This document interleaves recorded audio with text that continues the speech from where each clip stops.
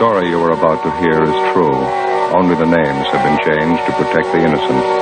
Fatima Cigarettes, best of all long cigarettes, brings you Dragnet.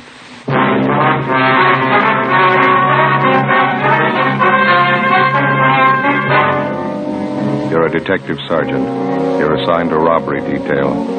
For 3 months, you've been tracking a pair of hold-up men. There's no pattern to their operation. They're young. They're brutal. Your job, stop them.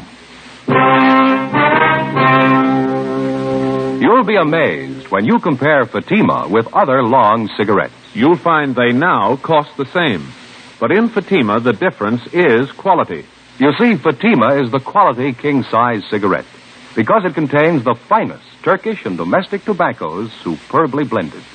And Fatima is extra mild with a much different, much better flavor and aroma than any other long cigarette. So compare Fatima yourself. Fatimas now cost the same as other long cigarettes, but your first puff will tell you... Ah, that's different. Yes, in Fatima, the difference is quality. Ask your dealer for Fatima, for quality king-size cigarettes. Best of all long cigarettes.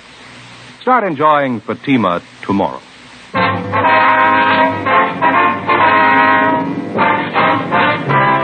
Dragnet, the documented drama of an actual crime. For the next 30 minutes, in cooperation with the Los Angeles Police Department, you will travel step by step on the side of the law through an actual case transcribed from official police files. From beginning to end, from crime to punishment, Dragnet is the story of your police force in action. It was Sunday, March 3rd. It was raining in Los Angeles. We were working the night watch out of robbery detail. My partner's Ben Romero. The boss is Harry Didion, captain of robbery. My name's Friday. I was on the way back from the neighborhood bakery shop, and it was 8:45 a.m. when I got to Collis Avenue. Number 4656.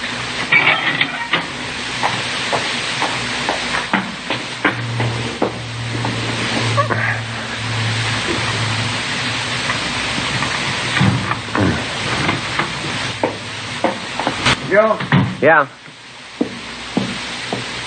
What happened? Wasn't the bakery open? Oh, yeah, it was open. I got the stuff right here. Oh, they have any raisin bread? Yeah, right here. How about the butterhorn? No, they don't make those on Sundays anymore. I got bear claws instead. Okay, well, let's get this stuff open. Okay. All right. Here we are. Mm-hmm. Where do you keep your eggs? In the refrigerator, right over there. Uh-huh. Find them? Yeah, I got them. You know, Joe, I don't like to say anything, but I can't keep coming over here to your place every morning. Well, it was your idea. Nobody asked you. Yeah, but I know how you are. You don't know how to cook a decent breakfast for yourself. Is the coffee ready yet? No, it's not perking yet. Hey, you sure there's nothing wrong with this pot? It's been on for 10 minutes. Yeah, well, you forgot to plug it in. Oh, Now, let's see.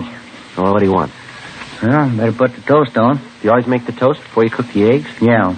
You remember yesterday the toast was pretty cold. Oh, yeah, that's right. I better hold off for a minute. Yeah. Scrambled eggs okay? Well, we had them yesterday. Oh, yeah, that's right. Is that the only way you know how to fix them? I know what you'd like. One of my Spanish omelets. When'd you say your mother was coming back? Well, in about 3 more days. Yeah, that'll make a week, won't it? Yeah, that's right. Well, I guess I can work something out with Amy.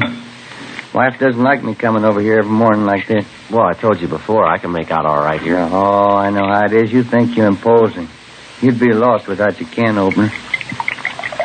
Say, is this omelet of yours going to take very long? We haven't got very much time, you know. I'll have it on your plate in a jiffy. What time are we supposed to see those victims? 9:30 at the county hospital. Where's your tomatoes?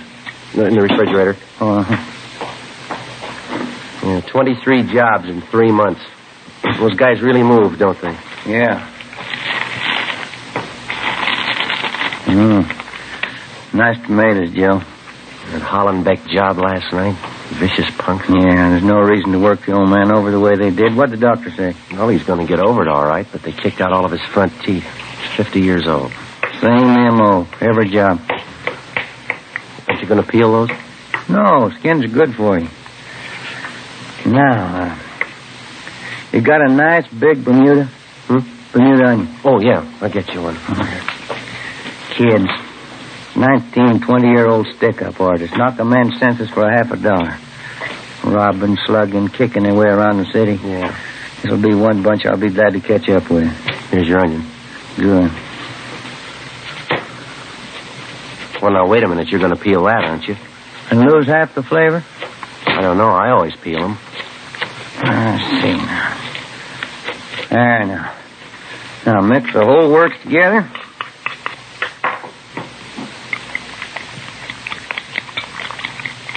You going to put it in that pan on the stove there? Yes, sir. Looks pretty hot, doesn't it? It's smoking. Joe, that's the way you cook a Spanish omelet. Hot fire and fast. Now, into the pan. The whole trick in making a good Spanish omelet is you got to work fast. Where are all those little brown flakes on the top there? Oh, the onion skins. No, I don't know. That doesn't look right to me. Wait till you taste it. I got it.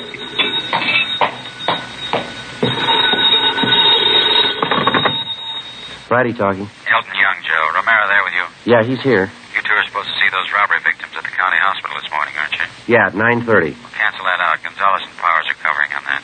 Yeah, how come? Just got the call. South Grand and Colonial, 211 and slugging. Same description. Looks like the kid bandits. All right, we'll get right on it. It's a newsstand near the corner. Right. Bye.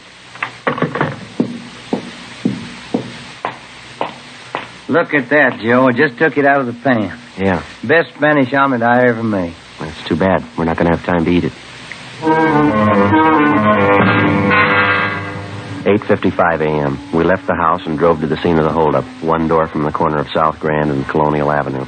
The victims were Mr. and Mrs. John Wilden, proprietors of a small newspaper and soft drink stand just off the intersection. Mrs. Wilden was being carried to a waiting ambulance when we got there. She was unconscious. From her forehead to her chin, her face was a swollen mass of welts. Her nose had been broken, and she had fractures of the jaw and cheekbone. Her husband, John Wilden, age 56, had a single bruise on his forehead over his left eye. We questioned him after the ambulance attendants gave him first aid.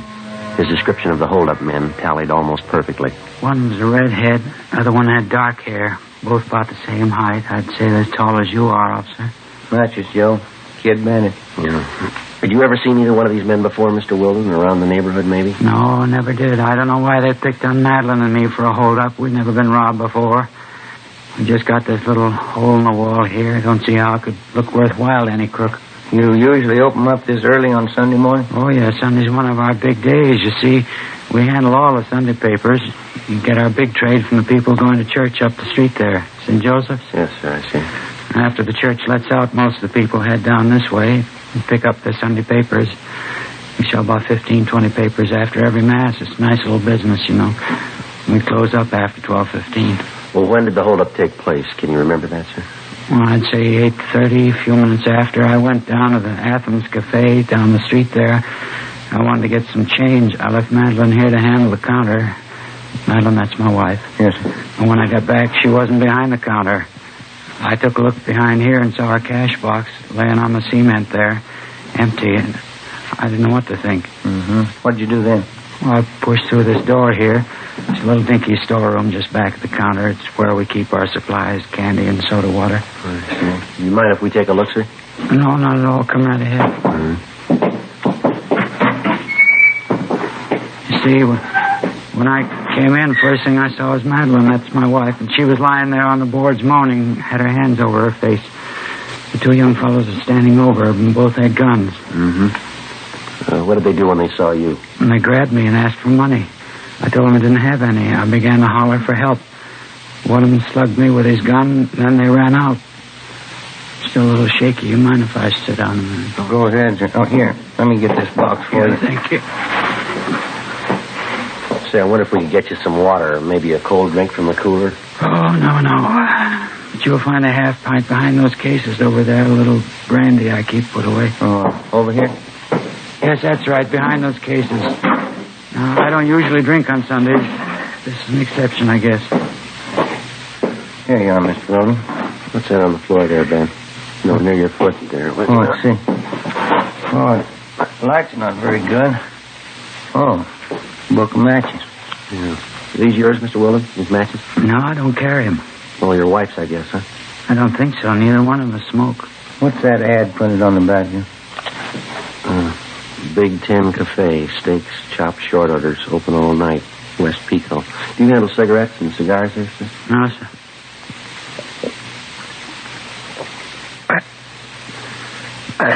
Candy and soft drinks, newspapers, that's all. Oh, inside of the matchbook cover, Joe.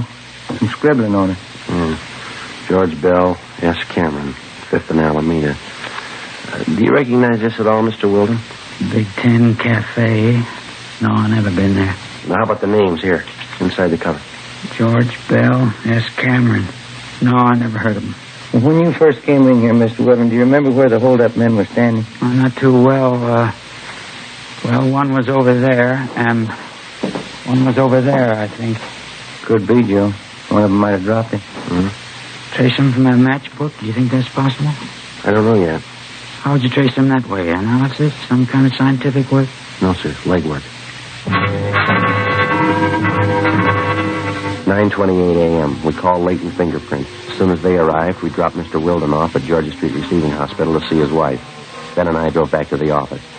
We had the crime report typed up and got out a supplementary broadcast on our original APB. We asked Frank Cunningham and R&I to run the names George Bell and S. Cameron through the files for possible mate. We checked with the restaurant advertised on the cover of the matchbook, the Big Ten Cafe. The manager of the cafe failed to recognize either the names on the matchbook or the descriptions of the hold-up men. 9:52. We checked back in at the office. I'll get it. Robbery, Romero? Yeah, Frank. Yeah. Good, right. Thank you. Cunningham? You got a make on the name George Bell. Another one for Sam Cameron. Both of them run together. Got long juvenile record. Good. You got an address on them? Yeah. Won't be hard to run down. What do you mean? Main jail. 5 days before, George Bell, a laborer, and Samuel Cameron, a part-time jewelry salesman, had been booked at the main jail on charges of being drunk and disorderly. The day after his arrest, Cameron was bailed out. Bell was still in the drunk tank. Ben and I went down to the main jail and talked to him. He didn't fit the description of either of the bandits. He was very cooperative, but he stated that he'd been very drunk and he couldn't remember too much. Just don't know, Sergeant. Sam and I went out and tied one on. When it came to, we were here in the drunk tank. You have no idea at all how your names got on this matchbook. I'm trying to think. We're pretty well heated up, Sam, I think. That's another thing, that dirty Sam. What do you mean? You get the friend of his to come up here and bail him out. Think he'd do anything for me? No. I bought the liquor. He lets me sit here now. Dirty Sam. You think he might remember about that matchbook? I don't know. I'm disgusted with him. If you see him, you can tell him that. Just let him know he's off my list. How about the address here on the matchbook, George? It says 5th and Alameda. Doesn't that mean anything to you? Were you and Cameron hitting some of the spots around that area? No, we were messing around over in Dogtown. Didn't get down by Alameda at all. Well, he must have some tie-in for you. 5th and Alameda? No. The only guy I know down there is Sanchez. Wait a minute. Yeah? Just a minute. Sanchez. Gus Sanchez, sure. I wanted to see Gus. I thought he'd put a bill for us. Yeah, go ahead. I got it now. I think I have anyway. It was the morning after, and I woke up here in the tank. A big head, you know. Really whipped. Mm-hmm. Now, first thing I thought of was out. Figured Gus Sanchez might pop for bail. Friend of mine, you know. Gus works at the bar at 5th and Alameda. That's it. Well, how's the tie-in? This other mooch is in the tank next to me. Somebody's popped bail for him, and he's getting out in an hour. So I asked him to call Gus for me, and he said he would. He wrote my name down, and he wrote down Sam's, too. That's dirty Sam. And he took down Gus's address. Yeah, 5th and Alameda. You remember what this man looked like when he took your name? Oh, let's see. No, everything was going around. He's kind of tall, I don't know. Would you remember him if you saw him again? Guy did me a favor. I'd remember him. Not like that dirty Sam. Well, how about his name? Did he tell you that? No, I didn't ask him. I should have, huh? You sure about the day this man was released? Positive. The same day I came in, Tuesday. Well, okay, Bell. Thanks very much. We'll be checking back with you. Yeah, all right. Hey, what about this guy? You got a bait for him? Well, maybe, if he's the one we want. Yeah, what'd he do? He lost his matches. Ben and I left the drunk tank and went down the hall to check with the officer in charge. We paged through the release book and found that 7 men had been bailed out or discharged from the jail on the previous Tuesday. We went back to the record bureau and had them pull the mug shots on all 7 men. Then we took the pictures back to the drunk tank and showed them to George Bell. No.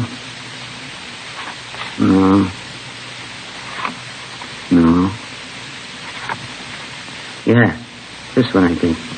Can't be sure. I think that's him. George Bell had tentatively identified the mugshot of a Fred Gunther, WMA, 21 years old. Gunther had a previous record of grand theft auto, purse snatching, and drunk charges. His picture matched closely with the description of one of the suspects. 4 a.m. We contacted the Kid Bandit's most recent victim, John Wilden, at his home. We asked him to look at the same group of mugshots that we'd shown to George Bell.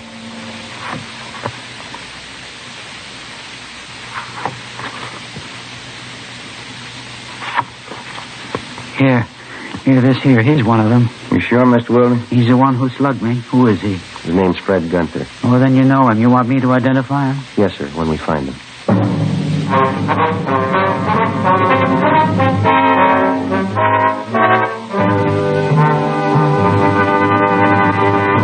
You are listening to Dragnet, authentic stories of your police force in action. Now, here's an authentic report from Fatima Cigarettes. 1949. Fatima more than doubled its smokers coast to coast. 1950. Another record-breaking year, with more long cigarette smokers insisting on Fatima quality than ever before. In 1951, enjoy Fatima quality yourself. Yes, friends, in Fatima, the difference is quality. Quality of tobaccos. The finest Turkish and domestic varieties, extra mild and superbly blended, to give you a much different, much better flavor and aroma. Quality of manufacture. Smooth, plump cigarettes rolled in the finest paper money can buy. Quality. Even to the appearance of the bright, clean, golden yellow package. Carefully wrapped and sealed to bring you Fatima's rich, fresh, extra mild flavor. Compare Fatima yourself. Fatimas now cost the same as other long cigarettes, but your first puff will tell you... Ah, that's different. Yes, in Fatima, the difference is quality. Start enjoying Fatima quality yourself. Insist on Fatima, the quality king-size cigarette. Best of all, long cigarettes.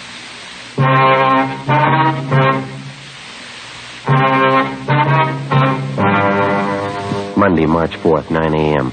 We checked out the suspect, Fred Gunther. No trace of him at any of his previous addresses. We began checking with the other victims of the Kid Bandits. After a day and a half of legwork, we sat down and figured up the results.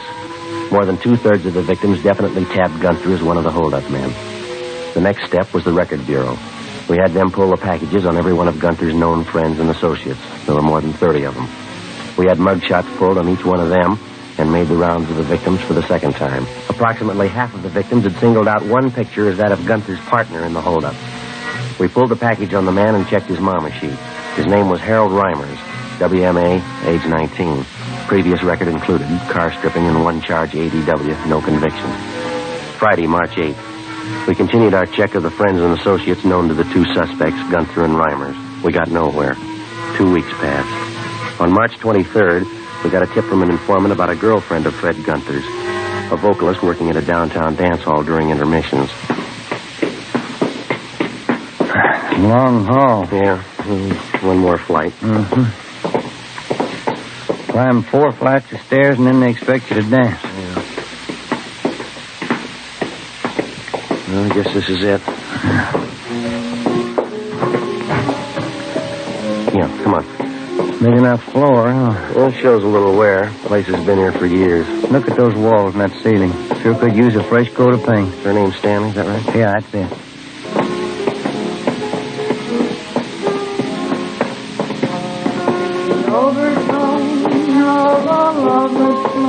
Excuse me? Hi. Is your name Lorraine Stanley? Yeah, that's right. Sweet Lorraine, that's my Billy. You with the band? No, we're police officers. I'd like to talk to you for a minute if we can. Oh, sure, all right. I was just rehearsing a little. What's it about, officer? Do you know a Fred Gunther, Miss Stanley? Fred? Yeah, I know him. I used to be engaged to Fred. You happen to know where he is now? No, I don't. Guess I haven't heard from him in 3-4 months. Usually looks me up when I'm in town. Maybe he's sore about something, I don't know. Has he contacted you at all? Not since I got back from Bakersfield a month ago. I played 32 weeks in Bakersfield, the Ramble Inn. Sure hated to leave, nice place. Mm-hmm. Where does Gunther stay in town? Do you happen to know that? Used to be that hotel on South Flower. Called him there, but they said he moved. Used to like Fred a lot. Not enough to marry him, though. Do you have any idea where he might have gone, where we could contact him? No, I really don't. Nothing wrong, is there, Fred, I mean? No, it's just a routine investigation. We'd like to talk to him. What's it about? Can you tell me? It's a robbery investigation. We want to locate Gunther. Do you happen to know any of his friends here in the city? No. Maybe that's why he didn't call. He's in trouble. Mm-hmm. Robbery? Is that it? Well, we just like to talk to him, that's all. Well, if he's done something wrong, I'm not going to hide him. I can't afford to get mixed up in it. I've got a career to think about. I've worked too hard to throw it away. Well, how about the places Gunther usually visits, Miss Stanley? Bars, restaurants. You know any of those? Well, I remember a few. I can give you the names if you like. Poor Fred. I hope he didn't do it for me. Ma'am? Well, Fred says he's in love with me. I don't know. He thinks I want money. Maybe that's why he's doing it. I told him, but he never believed me. All I want is my career. Well, do you think that Gunther might come around here to see you? Probably. He usually does when I'm in town. How about where you're living? I'm staying at a different hotel this trip. He doesn't know where he lives. Poor Fred. He's going to be awfully disappointed. How do you mean? Oh, he said he was going to get money and buy a ring. He's going to marry me this time. Poor Fred.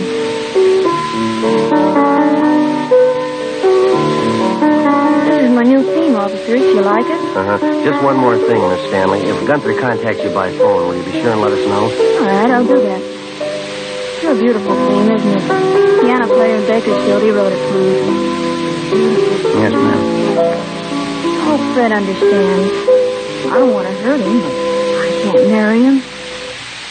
How do I make him understand? How do I explain it? I don't think you'll have to, ma'am.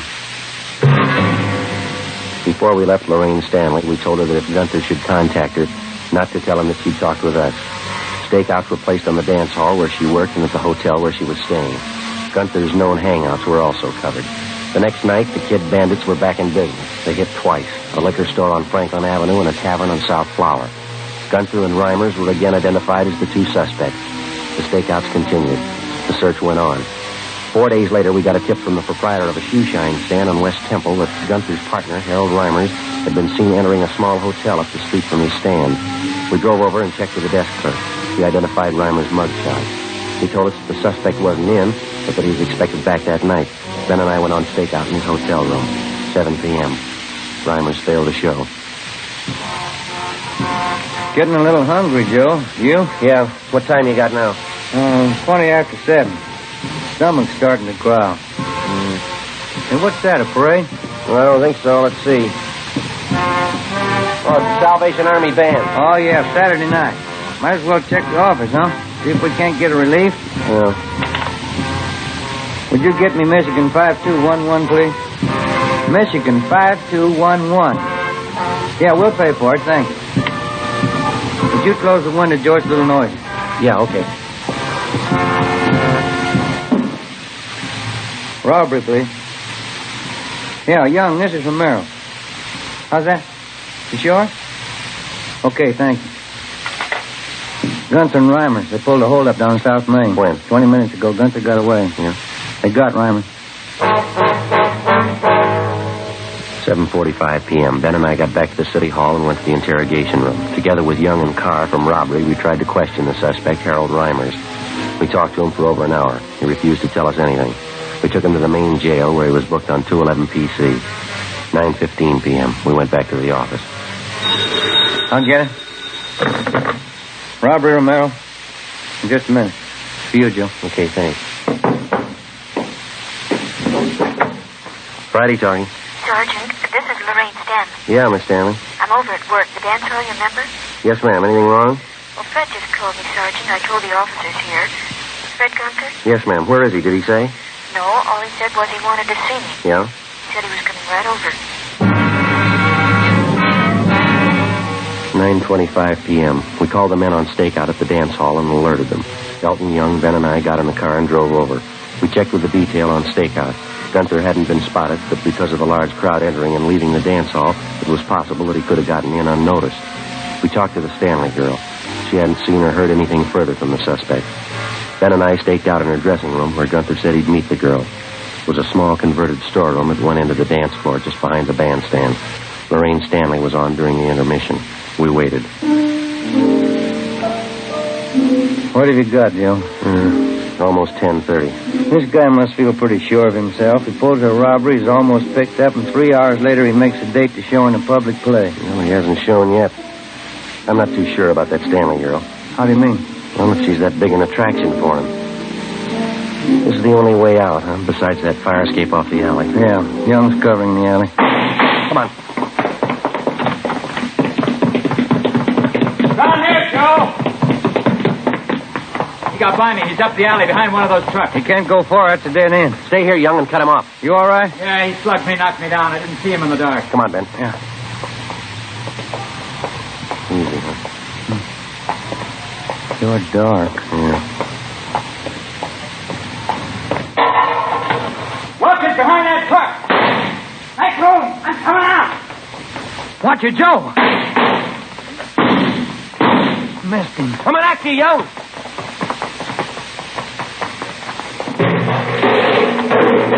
Don't shoot. Don't shoot. All right, stand still. You want to stay with him, Young? We'll call in. Yeah, right. Closest place to that little cafe off the alley to the left. Thanks. Come on, Ben. Yeah. Oh, here it is. Yeah, I guess they got a phone inside. Come on. Wait a minute. As soon as we get Gunther downtown, we're going to come right back here. What for? Take a look at that fry cook in the window there. Yeah, what about him? That fella makes a Spanish omelet exactly like I do.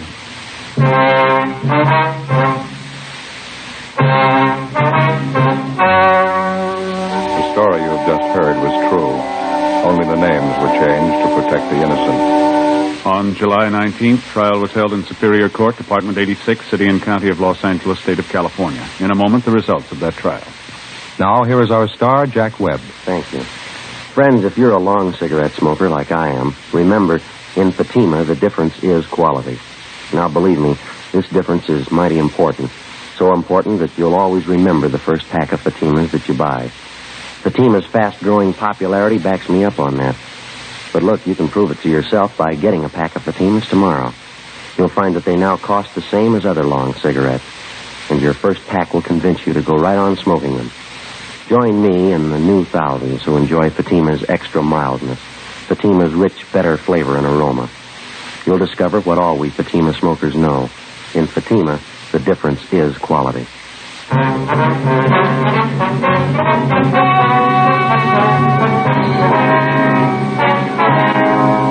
Fred Gunther and Harold Reimers were tried and convicted on several counts of robbery and assault.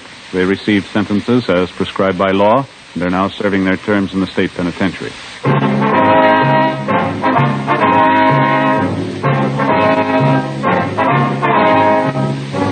You have just heard Dragnet, a series of authentic cases from official files. Technical advice comes from the Office of Chief of Police W.H. Parker, Los Angeles Police Department.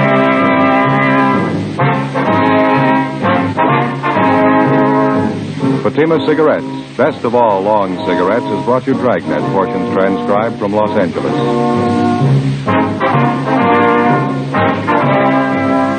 We the People is next with stories of today on NBC.